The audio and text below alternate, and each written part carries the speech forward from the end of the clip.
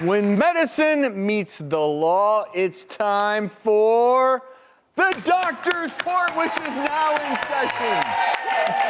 I'm the bailiff. Oh. So this case today, I'll tell you, we go to the hospital to improve our health, but now Seattle Children's Hospital is on the defense, accused of doing the opposite. A class action lawsuit against Seattle Children's Hospital alleges the hospital facilities were infested with mold. But instead of fixing the situation, the hospital tried to cover it up. The suit claims 14 patients became ill and 6 children died due to the mold infestation. Seattle Children's Hospital shut down its operating rooms twice in 2019 after air tests detected Aspergillus mold. 1 patient died and 6 more were sickened in that outbreak. But there were earlier outbreaks between 2001 and 2014 that sickened patients and reportedly claimed 5 lives. The lawsuit does not blame doctors or nurses at the hospital, rather the administration for failing to clean up the mold and keeping the problem hidden. 4 families are seeking class action status and unspecified damages, and more may join. Attorney Anhita Setagatfar joins us with a legal perspective on this case. Thanks so much for being here. And obviously, anytime you talk about children and death, it's a really tough topic. Yeah. In this case against the hospital, how do things look for the hospital? It's not looking good for the hospital because the allegations are that they knew about this back in 2001. And the hospital actually, they're denying that allegation, but there's evidence that they knew this in 2005 in another lawsuit, and yet they took no efforts to try to remediate the issue. Because with the lawsuit in 2005, it was settled in 2008 confidentially, yes. right? Yes, and in that lawsuit, they were expressly presented with evidence that there was mold contamination in the entire hospital air filtration system. And so to be able to say that, you know, we didn't know about it, that's not going to be a good argument. So there's strong evidence the hospital knew, and they did absolutely nothing about it. In fact, they tried to cover it up from the evidence. In this case, are they going to have to prove that the illness and the deaths, in fact, were due to this particular mold? Causation. Exactly. And that's why the CEO of the hospital did a press conference. He apologized. He accepted responsibility. But he also said, look, we didn't connect the dots. We didn't know that this mold caused these deaths, these injuries. Now, I can tell you that was crafted by their lawyer because they don't want to admit legal liability here. But I think that's going to be a tough argument to make. You're talking about 14 children, 6 deaths. And you're talking about children with cancer, children with heart conditions, lung conditions. It's like the most vulnerable of vulnerable. And when you look at this, you know, is this a punitive damage case? Is there evidence to suggest the hospital tried to cover it up? I think the plaintiffs are alleging there was like a pattern of intentional concealment. So we're talking about more than just, hey, we knew about this, we didn't do anything. And the question is, if it was concealed, who was responsible for that? My question for you is, moving on from this particular class action suit, let's just theoretically say, if you could prove expressly that someone knew that this was present and that it was potentially leading to the harming of children, is there any criminal potential here or no? I think that's possible, but you would have to show intent, that the hospital actually intended to harm the children, and I don't think that's what we'll find here. Right. But we will find, and I read some of the evidence, that they knew about it. They can't deny in 2005 that they didn't have knowledge about it. They were sued, they were presented with these studies, and in fact, they admit that they knew. In the press conference, they admitted it. So why didn't you take any measures to prevent these other children from getting sick? Like I said, punitive damage case, we're talking about hundreds of millions of dollars in exposure for the hospital here, not to mention the horrible PR. I mean, when you look at the history of this hospital, and I think the emails and the various communications will all come out in discovery in this case, and it's just not going to bode well for the hospital.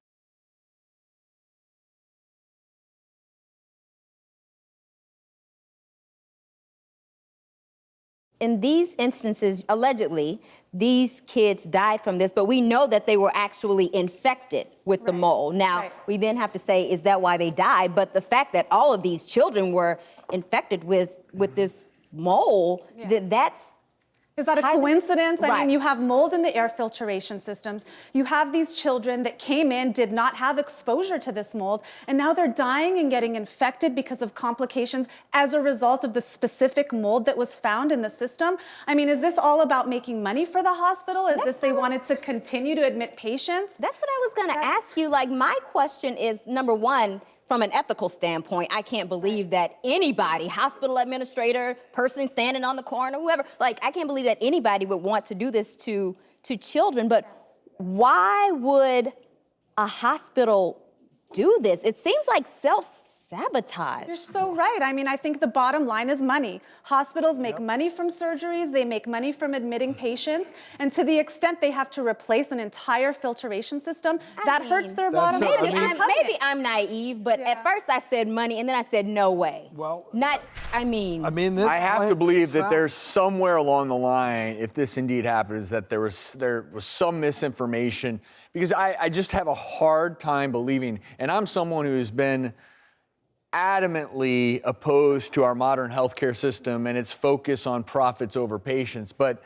I have to believe that I hope that someone somewhere was misinformed. You know what? Yeah, we've noticed a little bit of this mold, but not enough to cause damage. Because if someone truly knew that this was the potential repercussion of ignoring the threat, that is unconscionable to me, and it's almost too much for me to even consider, because it does matter that it was a children's hospital. Absolutely. It is. I'm not sitting here saying that anyone's life is more or less important, but there is something. Anyone who's ever spent time in a children's pediatric hospital, there's something different there, and these kids who are struggling with their lives, and there's an extra, as a doctor even, I don't want to say there's an extra effort there, but in some ways there is. You're going to do everything possible to help a child. To think that you would negligently do this, and you have to be a monster. I just can't. I mean, in their claim, they're claiming that there were pools of slimy water, plug screens, dead birds in the filtration system. I mean, all of those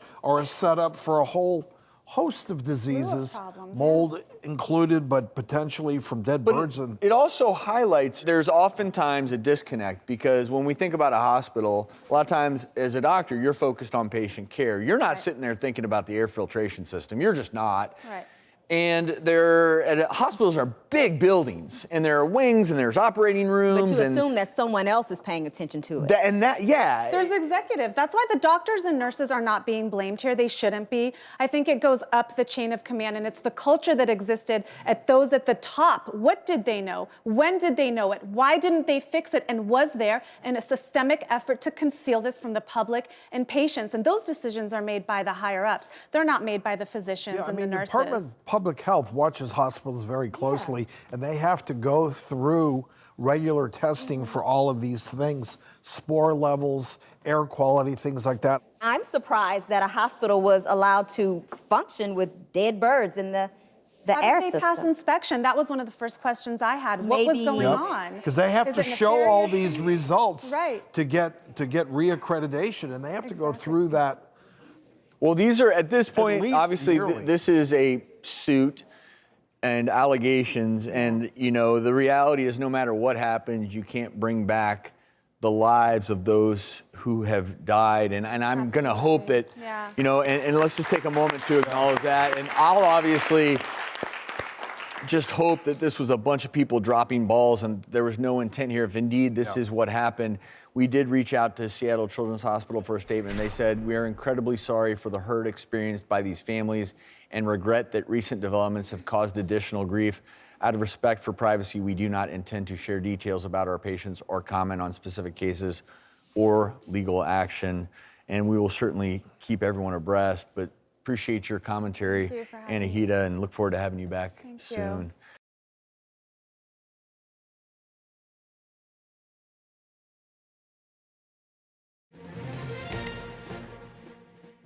Mold is growing in buildings all across the upstate, and doctors say the fungus can affect your health. News 4's Kim Quintero is live in Greenville via the internet to explain. Kim, mold is dangerous? Well, that's right, especially if you have respiratory problems like asthma. So if you find it in a home or a building, you want to clean it immediately. Right in here?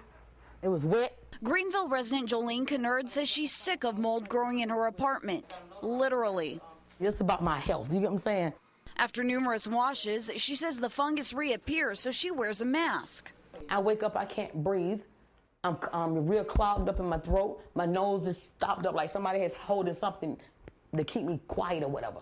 She says she developed asthma only after the mold formed, and some doctors say her accusation is not far-fetched. Mold can be dangerous for those people who are sensitive to it. Allergist John Pulsini says even healthy people can experience rare skin problems. But mold doesn't grow very well at our regular body temperature, so it doesn't cause a lot of infection. Experts say once you find mold, seal any potential sources of moisture penetration, clean it using a diluted bleach solution, and control the growth by using dehumidifiers, portable HEPA filters, and minimizing live houseplants. Kennard does not have a dehumidifier and was not running an air conditioner when we met her this afternoon, which could have contributed to the muggy air and odor. It stinks. I mean, it really stinks. Now, the musty smell that people notice in a mold environment can be very irritating, but it's not usually an invasive illness at all. And an environmental educator with Greenville Technical College told me you'd be hard-pressed to find a building that doesn't have mold inside of it, but it becomes a problem when it's at a higher level indoors than outdoors. Kim Quintero, WYFF News 4, Greenville. Well, a mold issue in a newer Pittsburgh housing development has some residents concerned for their health. The Pittsburgh Highlands were constructed late last year. Since Linda Gage and her daughter have moved into their respective homes, they've been dealing with mold.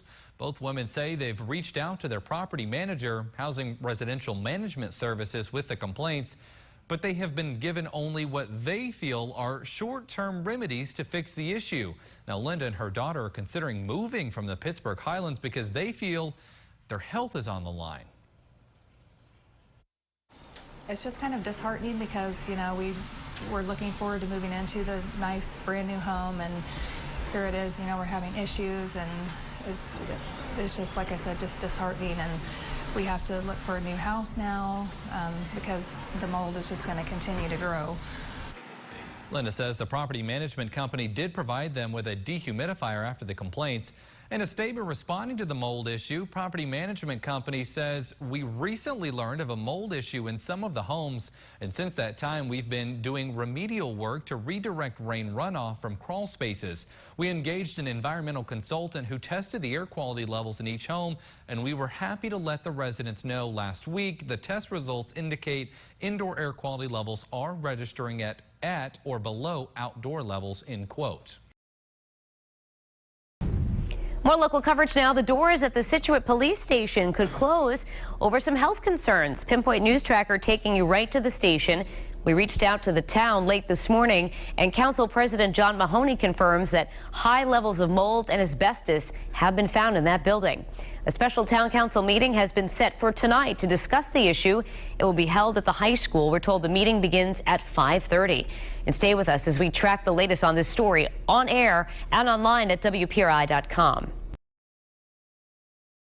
There are rodents there, there's black mold, dust. It's certainly not a good place to be, health-wise. Portsmouth Police Commissioner Arthur Hilson is talking about the inside of the city's police department. Concerns were raised at the police commission meeting this week. In terms of the facility, had a rat found over the weekend in the kitchen, so we're still dealing with those. The department shares the same building as City Hall. Roof leaks are currently being patched, but questions about the air quality inside the building prompted officials to hire consultants. They did do a separate air quality report in reference to mold issues or air issues, and we were looking and reviewing a draft of that right now. Commissioner Hilson says the issues are not new and need to be taken seriously. These are people who are going out to risk their lives every day. And I think you need to give them a place to work in that's conducive to health and peace of mind even. Hilson says in a perfect world, Portsmouth Police would get their own new building, but for now, all he can do is speak his mind. I think when you make it public, taxpayers become aware, and they have concern. You try and get pressure from the public. That's a good move, I think. Chief Murner tells News 9 he will speak publicly about the issues after the environmental study results are released. That is expected early next week. In Portsmouth, Jessica Moran, WMUR News 9. Everyone is exposed to some type of mold on a daily basis. Most are harmless. But when does it become a danger to our health? That's what we asked a top doctor in Los Angeles to help us in our quest. Every day we encounter this fungus, mold. It grows in damp areas, releasing spores in the air. Some types of mold can cause some health problems, whether you see it or not. Dr. Omar Termizi from the Brotman Medical Center in Los Angeles describes some of the symptoms of someone exposed to mold. The typical areas that are affected is nasal passages and the lungs. They have nasal congestion, sinus disease. They can actually get asthma, cough, shortness of breath, wheezing. There are many causes that lead to mold growth, including flooding, leaky roofs, and plumbing leaks. This type of indoor mold can become toxic, but it all depends on each person's immune system. Medical experts say that everyone can become sick if exposed to mold, but they say there are some who are at a higher risk of developing more health complications. Yes, anybody who's immunocompromised, they under chemotherapy or had cancer or AIDS, if they're exposed to the mold, then those people can get a significantly much more dangerous form of disease than a normal person can. And humans aren't the only ones prone to being sick from this fungus. Depending on the severity or the immunity of the animal, you can also see some abnormal skin formations or some plaques or kind of some flakiness in that sense. Veterinarian Shakira Jameson in Indio says the best thing to do if you think your pet has been exposed to mold is to take it to your vet. People are also advised to get a checkup if exposed to this fungus. If they think they have mold, they see a doctor. If they get tested with blood tests, and then the typical way we treat it is removing the person from that environment. If you live or work in an area you feel has mold, there are several steps you can take. One of them is contacting an air quality testing company. Back to you. The local senior living community are being forced from their homes on very short notice, many only given a couple of hours to gather their stuff and get out. Ralph Iannati is live in Penn Hills to explain what's going on and where these tenants are going to go. Ralph. That's right, Ken. Some people are being forced to make a quick exit from their apartments here in Penn Hills. The reason? It boils down to a health and safety issue. What would you do if somebody told you you had to move in a couple hours? 86-year-old Thelma Regan lives in Beechwood Commons, a subsidized senior living community on Leechburg Road. She learned a few hours ago she has to move out no later than tomorrow because of a mold issue inside her apartment. I can't come back in my apartment for a month or 2 months or 3 months. I don't know how long. What am I supposed to do? At least 2 other Beechwood Commons residents were notified today that they also have to relocate, at least temporarily. And a number of other tenants at this 2-building, 100-unit complex have also been forced to move because of the mold, which can cause health problems like allergies and lung infections. Temporarily, tenants are being put up in area hotels or motels or other apartments. They don't let nobody know. They let them know at the last minute.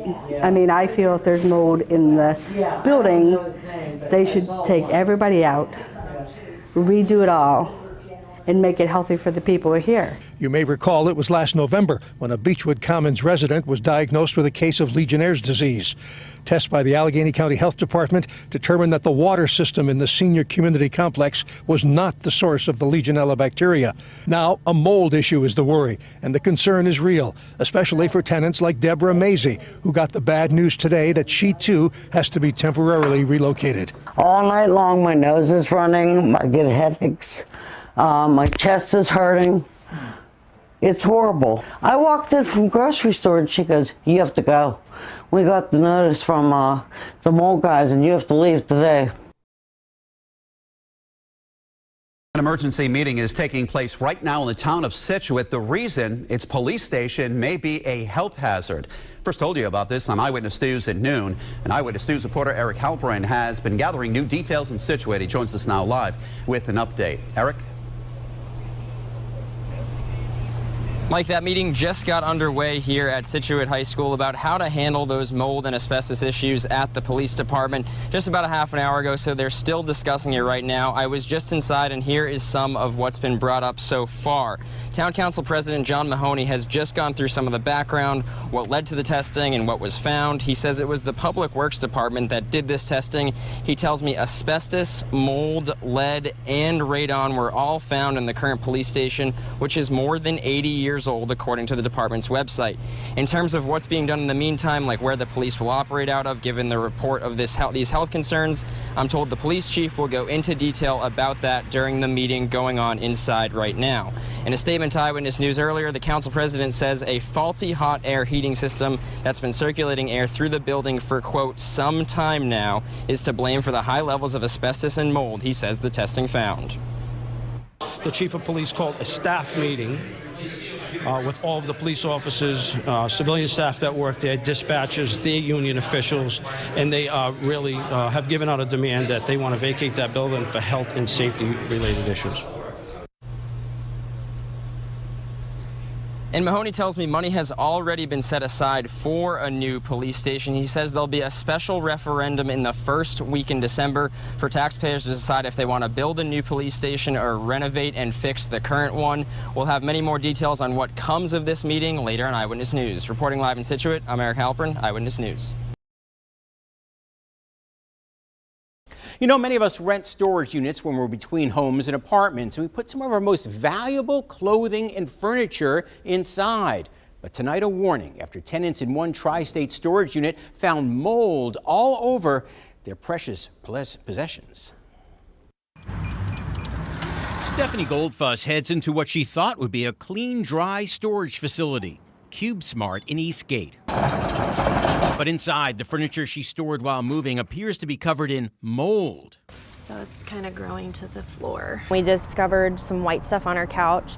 I got the flashlight out and I noticed it was mold, white fuzz mold, all down both of our couches. Now, mold really needs two things to start growing. One is darkness and the other is dampness, such as in a dark, wet basement. Well, Stephanie says she had both of them in her rental unit.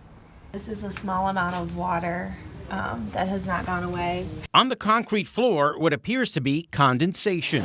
But it's not just her unit. We spoke with two other first-floor renters who claim to have found mold, too. We noticed that there was mold all over the furniture in a couple of boxes. Gary Hawley says he purchased insurance that was offered by the storage facility, but it covers only major disasters like fire or flood. Without having the evidence or a leak of some sort in the building, that there wasn't anything that would trigger coverage. Does it cover mold? It does not. Meantime, don't let this happen to you. Inspect a storage unit for signs of bugs, mice, and moisture before you move in. And make sure your homeowner's or renter's insurance will cover any losses. Stephanie may be out more than $2,000. My husband works hard to provide for our family, and we lost our furniture.